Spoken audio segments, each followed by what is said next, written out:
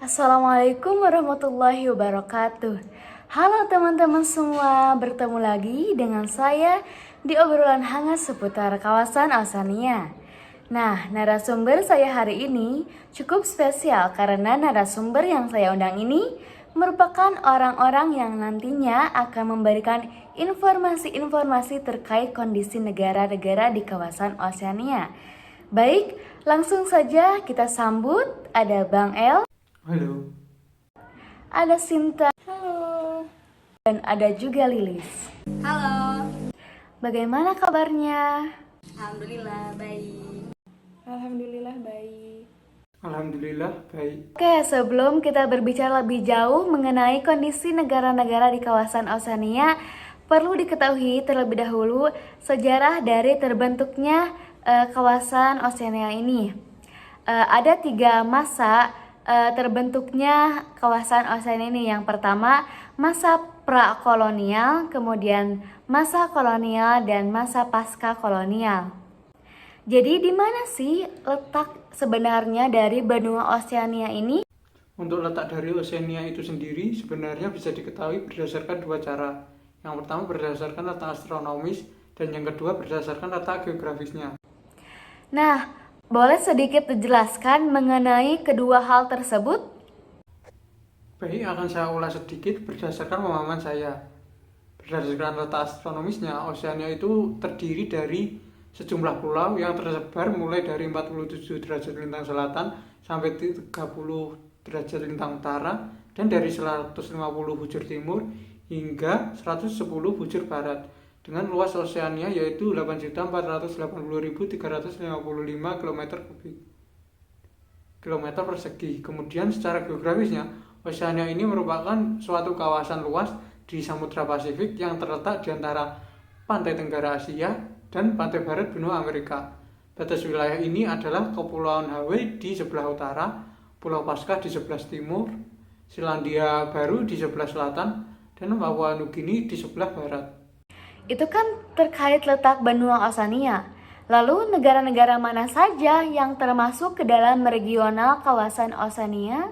Negara-negara yang termasuk ke dalam regional kawasan Oceania ini yaitu beberapa di antaranya yaitu negara Vanuatu yang beribu kota Port Vila, kemudian ada negara Samoa yang ibu kotanya bernama Apia, lalu ada negara Tuvalu yang ibu kotanya bernama Funafuti, kemudian ada negara Papua Nugini yang ibu kotanya bernama Port Moresby, lalu ada Kepulauan Marshall, ibu kotanya bernama Majuwo, lalu ada negara Palau, ibu kotanya bernama Ngurulmut, lalu ada Kepulauan Solomon, ibu kotanya bernama Honiara, lalu ada negara Kiribati, ibu kotanya bernama Antananarivo, lalu ada negara Fiji, ibu kotanya bernama Suva.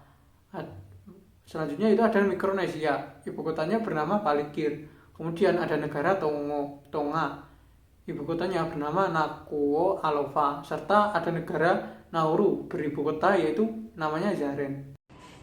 Nah, kurang lebih ada 12 negara ya yang termasuk ke dalam negara di kawasan regional Oceania. Selanjutnya saya akan bergeser ke pembahasan yang berkaitan dengan geologi Oceania, yang katanya Oceania ini bukan benua. Apakah betul? Betul, secara geologis Oceania ini bukan sebuah benua. Hanya Australia, Kaledonia Baru, Selandia Baru, Nugini, dan Tasmania yang berasal dari benua. Terbentuk di lokasi benua hipotesis Gondwana, di mana di masa lalu pulau-pulau ini merupakan suatu daratan, tetapi sebagai akibat dari kenaikan permukaan laut dunia, sebagian besar permukaan berada di bawah air. Relief pulau-pulau ini bergunung-gunung dan sangat terbelah. Misalnya gunung tertinggi di Oceania termasuk Gunung Jaya, yaitu ketinggiannya mencapai 5029 mdpl, terletak di Pulau New Guinea. Oh, oke. Jadi Oceania ini memang bukan benua ya. Tadi dijelaskan bahwa hanya Australia, Kaledonia Baru, Islandia Baru, kemudian Nugini dan Tasmania saja ya yang berasal dari benua. Lalu bagaimana kondisi iklim di sana? Apakah ada perbedaan dengan iklim di kawasan-kawasan lainnya? Untuk zona iklim di sana, Oseania ini terletak di beberapa zona iklim, khatulistiwa, subekuatorial, tropis, subtropis, dan sedang. Sebagian besar pulau ini memiliki iklim tropis. Iklim subekuatorial berlaku di pulau-pulau dekat Australia dan Asia, serta timur meridian ke-180 di zona khatulistiwa, khatulistiwa barat meridian ke-180, subtropis utara, dan selatan tropis, sedang di bagian besar pulau selatan di Selandia Baru. Terkait iklim, ada tidak hal yang dapat mempengaruhi kondisi iklim di sana? Misalnya, iklim di sana sangat dipengaruhi oleh angin pasat. Ada. Iklim di pulau-pulau Oseania ditentukan dan dipengaruhi oleh adanya angin pasat, sehingga sebagian besar dari pulau-pulau di Oseania menerima hujan yang relatif lebat, dengan rata-rata curah hujan tahunan yang berkisar antara 1.500 hingga 4.000 mm. Selain itu, iklim kepulauan Oseania juga sangat dipengaruhi oleh anomali seperti arus El Nino dan La Nina. Itu terkait iklim di Oseania ya. Lalu bagaimana dengan kondisi sumber daya alam di sana? Terkait sumber daya alam, sebagian besar di pulau Oseania ini tidak ada mineral. Dan ada beberapa yang dikembangkan, yaitu nikel di Kaledonia Baru, minyak bumi dan gas di Pulau New Guinea, Selandia Baru, tembaga di Pulau Bougainville di Papua Nugini, serta emas di Pulau Fuji, fosfat di sebagian besar pulau, endapan hampir atau telah dikembangkan misalnya di Pulau Nauru, di Pulau Banaba, dan Mactea. Bahkan di masa lalu, banyak pulau di wilayah ini yang secara aktif mengembangkan guano atau kotoran burung laut yang membusuk yang digunakan sebagai pupuk nitrogen dan fosfor. Jadi bisa dikatakan kawasan Oseania ini kaya dengan sumber daya alamnya. Nah, selain kaya akan sumber daya alam, kawasan Oseania ini juga terbilang kaya akan keragaman flora dan faunanya. Untuk flora di benua Oseania ini terdapat beberapa tanaman seperti pohon kelapa, bunga anggrek, pohon sukun, pohon sagu, dan pohon karet. Dan untuk faunanya seperti kiwi, tuatara, paradise bird, kemudian kasuari, lumba-lumba, dan kanguru Papua.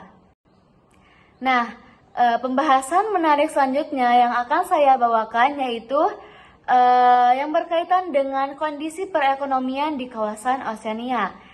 Sebagian besar negara di Oseania memiliki ekonomi yang sangat lemah.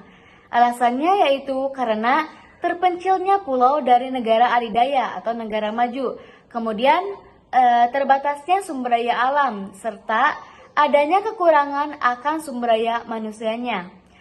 Perekonomian di sana juga sebagian besar bergerak di sektor pertanian atau produksi kopra dan minyak sawit. Untuk kondisi sosial ekonomi Oseania ternyata tidak berbeda jauh ya dengan negara kita, di mana perekonomian itu masih dominan bergerak di sektor pertanian gitu.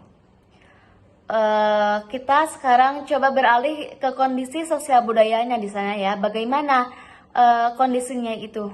Untuk kondisi sosial budaya di sana, sebagian besar penduduk di kawasan Oseania ini menggunakan bahasa Mikronesia dan bahasa Inggris. Nah, bahasa Mikronesia ini biasanya dipakai secara umum oleh penduduk di kawasan Oseania. Kemudian untuk agama, sebagian besar penduduk Oseania ini memeluk agama Kristen dan sebagian kecil penduduknya masih mempertahankan agama nenek moyang suku Mikronesia, di mana mereka menganggap tanah, hutan, ataupun laut itu sebagai dewa bagi mereka. Oh, begitu ya. Oke. Jadi penduduk di sana kebanyakan menggunakan bahasa Mikronesia ya. Kemudian sebagian besar penduduk juga memeluk agama Kristen dan sebagiannya lagi masih mempertahankan gitu ya agama nenek moyangnya gitu. Iya betul. Selain itu ada kesenian Oseania juga yang mempunyai kekhasan yang membuat budaya lokal ini menjadi unik. Salah satunya dalam seni visual Polinesia, yaitu berupa ukiran Maori. Kemudian di kawasan Oseania juga terdapat mitos, kemudian legenda, dongeng, nyanyian-nyanyian, dan juga tarian-tarian yang masih dikembangkan sampai sekarang. Nah, selain itu ada beberapa alat musik juga yang sering dimainkan oleh penduduk Oseania. Di antaranya itu ada gendang atau disebut juga dengan tomtam. Jadi dapat dikatakan bahwa kondisi sosial budaya di sana itu cukup beragam ya, dari mulai kepercayaan, bahasa, dan juga kesenian. Oke, selanjutnya terkait indikator-indikator mengenai negara-negara di kawasan Oseania ini seperti apa? Pasti kalian penasaran juga kan? Mari kita bahas secara lebih mendalam. Oke, yang pertama ada negara Vanuatu. Berdasarkan data yang diperoleh, negara Vanuatu ini memiliki pendapatan sebesar 3.123 US dollar, yang berarti pendapatan per kapita negara Vanuatu ini berada di bawah rata-rata negara maju dan negara berkembang. Kemudian pertumbuhan penduduknya yaitu menduduki angka 2,48%, yaitu relatif lebih tinggi dari negara maju dan negara berkembang. Kemudian angka kematiannya juga lebih rendah, yaitu berada di angka 22,3 kematian bayi per 1000 penduduk.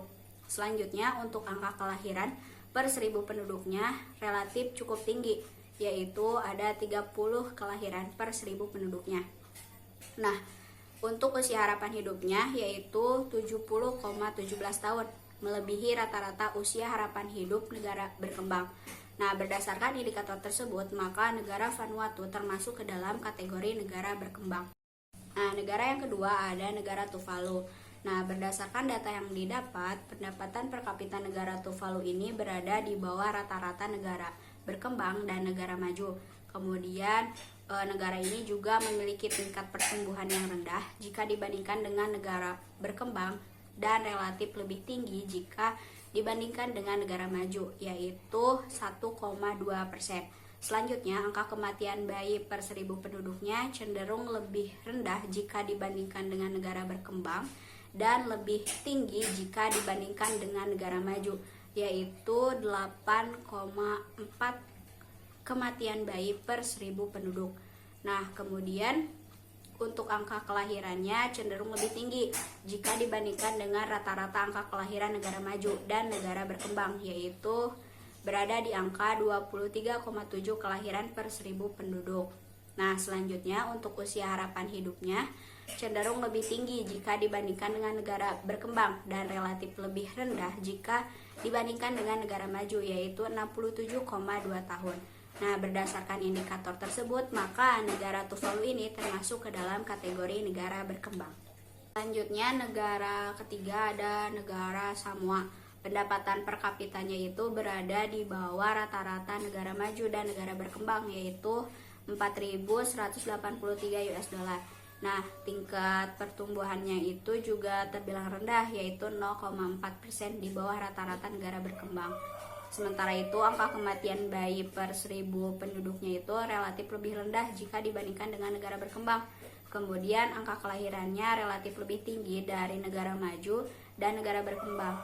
Dan untuk usia harapan hidupnya itu, negara Samoa cenderung memiliki rata-rata usia harapan hidup yang tinggi dari negara berkembang, yaitu 73,05 tahun. Berdasarkan indikator-indikator tersebut, maka negara Samoa termasuk ke dalam kategori negara berkembang.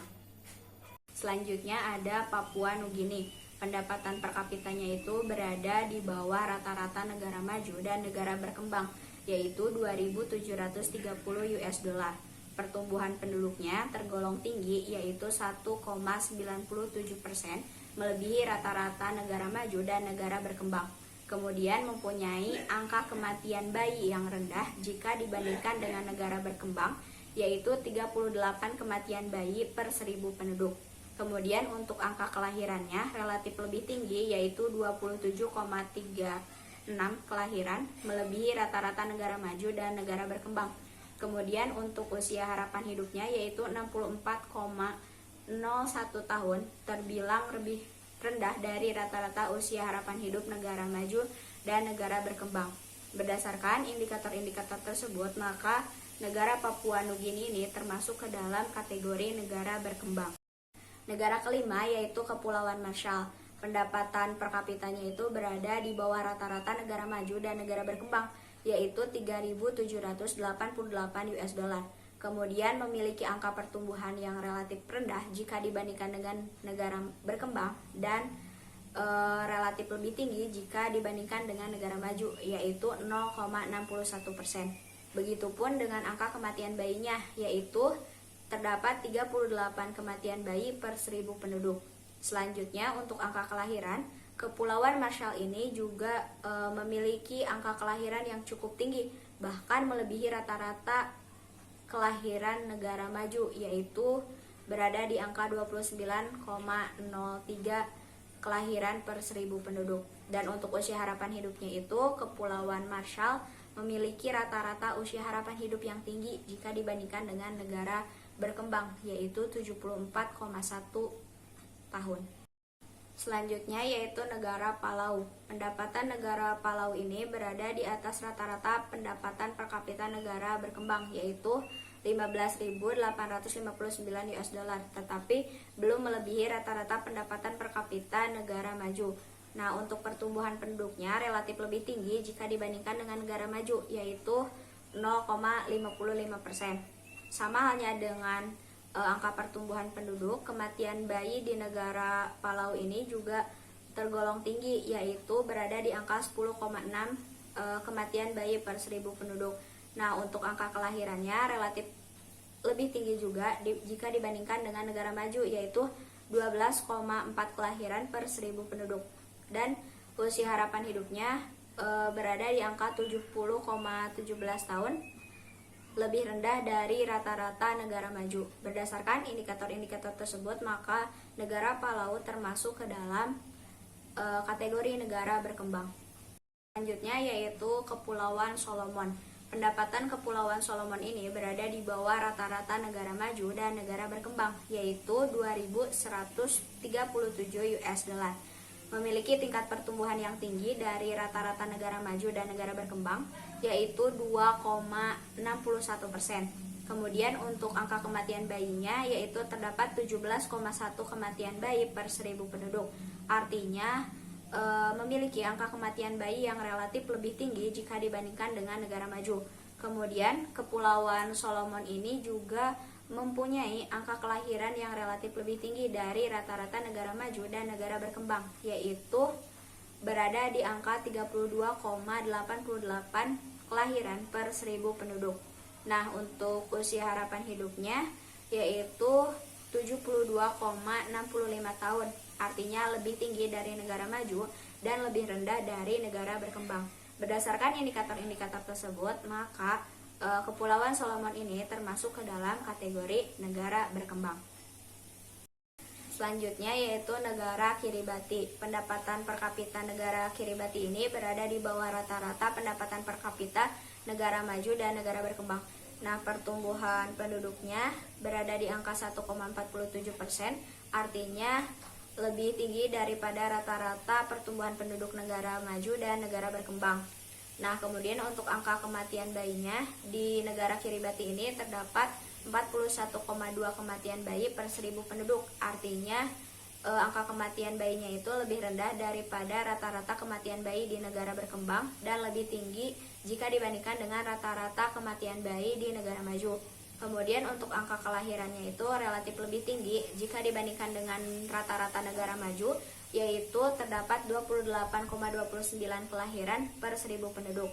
Dan untuk usia harapan hidupnya, negara Kiribati ini relatif tinggi daripada rata-rata usia harapan hidup di negara berkembang dan relatif lebih rendah jika dibandingkan dengan rata-rata usia harapan hidup di negara maju, yaitu 67,85 tahun. Nah, berdasarkan indikator tersebut, maka negara Kiribati ini termasuk ke dalam negara berkembang. Nah, selanjutnya ada negara Fiji. Pendapatan per kapitanya itu berada di bawah rata-rata pendapatan per kapita negara maju dan negara berkembang, yaitu 3.123 US dollar. Nah, pertumbuhan penduduknya yaitu 0,68%, artinya lebih rendah daripada negara berkembang dan lebih tinggi dari rata-rata negara maju. Nah, kemudian angka kematian bayinya terdapat 21,6 kematian bayi per 1000 penduduk, artinya lebih rendah dari rata-rata kematian negara berkembang dan lebih tinggi dari rata-rata kematian bayi di negara maju. Nah, sama halnya dengan angka kematian bayi, angka kelahiran di sana juga relatif lebih rendah dari negara berkembang dan relatif lebih tinggi jika dibandingkan dengan rata-rata kelahiran di negara maju, yaitu 21,56 kelahiran. Begitupun usia harapan hidupnya, yaitu 67,25 tahun, artinya itu lebih tinggi dari rata-rata usia harapan hidup di negara berkembang dan relatif lebih rendah jika dibandingkan dengan rata-rata usia harapan hidup di negara maju. Nah, dengan indikator-indikator tersebut, maka negara Fiji ini termasuk ke dalam kategori negara berkembang. Selanjutnya yaitu Kepulauan Mikronesia. Pendapatan per kapita di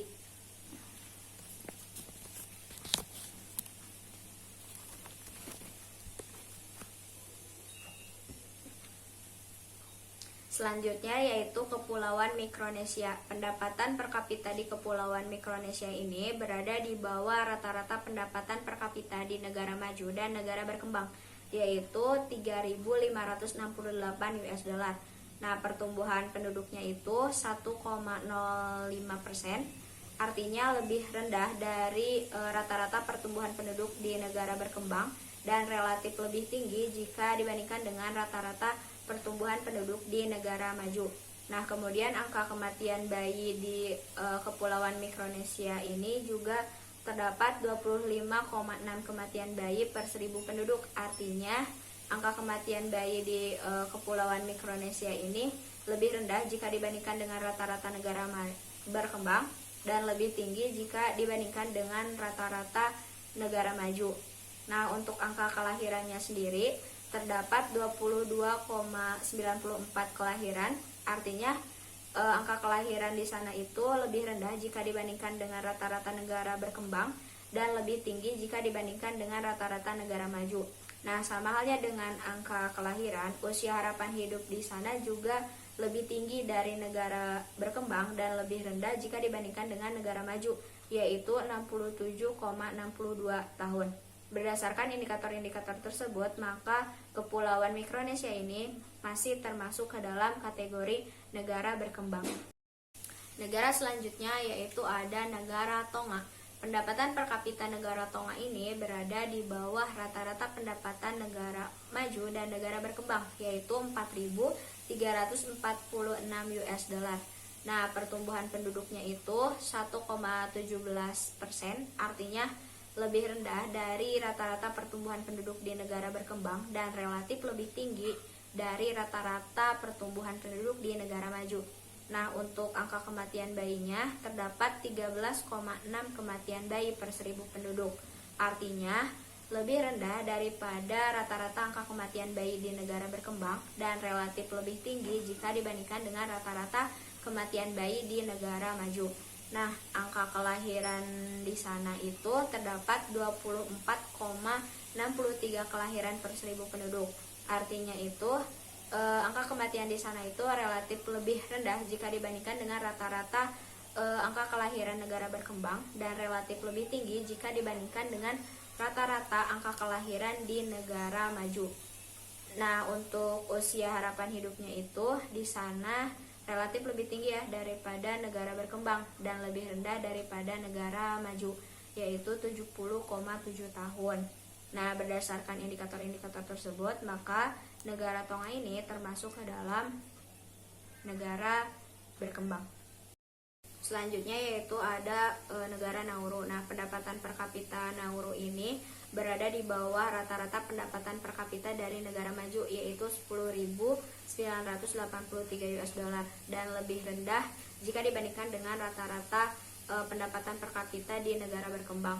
Nah, pertumbuhan penduduknya itu 1,51%, artinya itu lebih tinggi daripada rata-rata pertumbuhan penduduk di negara maju. Nah, untuk angka kematian bayinya terdapat 2,76 kematian bayi per 1000 penduduk. Artinya itu angka kematian bayinya itu lebih tinggi daripada rata-rata angka kematian bayi di negara maju dan relatif lebih rendah jika dibandingkan dengan rata-rata di negara berkembang. Nah, untuk angka kelahirannya itu terdapat 23,2 kelahiran per 1000 penduduk. Artinya itu kelahiran di sana lebih tinggi daripada angka kelahiran di negara maju dan negara berkembang. Dan untuk usia harapan hidupnya di sana itu relatif lebih tinggi daripada usia harapan hidup di negara berkembang dan lebih rendah jika dibandingkan dengan rata-rata usia harapan hidup di negara maju, yaitu 67,8 tahun. Nah, berdasarkan indikator-indikator tersebut, Nauru ini termasuk ke dalam kategori negara berkembang. Jadi dapat disimpulkannya jika semua negara-negara yang berada di kawasan Oseania ini termasuk ke dalam region negara berkembang. Hal ini tentunya dilatar belakangi oleh rendahnya kualitas sumber daya manusia sehingga kurang mampu untuk memanfaatkan sumber daya alam yang dimiliki oleh setiap negara di kawasan Oseania. Mungkin cukup sekian obrolan hangat seputar kawasan Oseania ini. Sampai bertemu lagi di obrolan-obrolan hangat selanjutnya. Terima kasih juga untuk Bang El, Sinta, dan juga Lilis yang sudah menyempatkan waktunya untuk hadir di acara ini. Saya akhiri, wassalamualaikum warahmatullahi wabarakatuh.